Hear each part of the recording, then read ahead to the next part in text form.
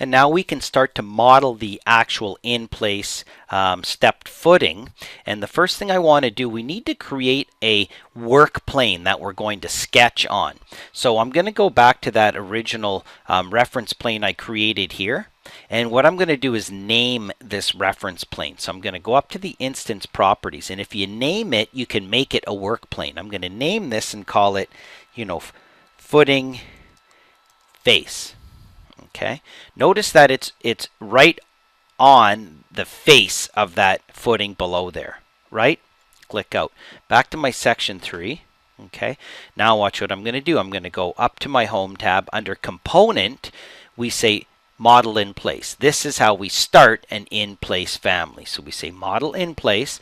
First thing we have to do is pick a category. Very important. We say structural foundation. This is for visibility and scheduling and a couple other things. So it's important that we get the category right, structural foundation. We can give it a name and we'll call this, stepped footing number 1. I always put numbers after things. Okay. Now I go into sketch mode. The first thing I want to do is set my work plane. And unfortunately, there's no button on here to set my work plane. I actually have to go back to my home tab, hit my set button. And because I named that reference plane footing face, I can pick it on this list. Hit OK. Now that is my work plane. Okay, and now I can go back to my model in place and say create a piece of solid geometry, and it's going to be an extrusion. Okay, and this is where I can go in and start to sketch my line. So I'm going to say, okay, well, the footing is going to go from here over to here, down to here, over to here, down to here, over to here, down to here, and then we'll just give it a little extra piece. Then it goes down to this point, okay, and then over to this point. Escape. Okay, now I'm just going to use my pick option and say pick this is the bottom. Okay, and I'm going to draw another line anywhere along here, somewhere up over here. It's got to have an end. Escape, escape. And now I'll just do some trimming and I'll say trim this guy with this guy. Oh, I need another little piece of line inside of here that goes across like this.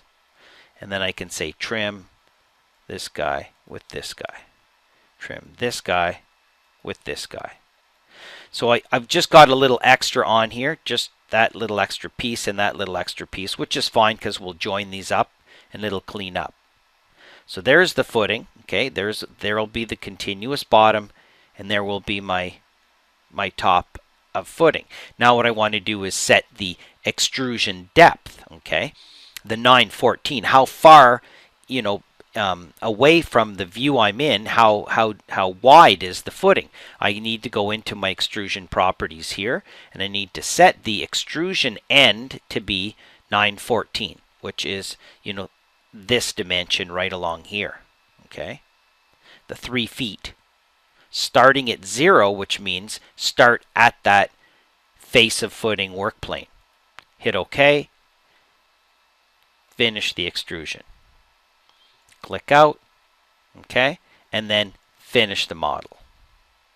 Now I can go to my 3D view. And there's the first step of getting in our step footing.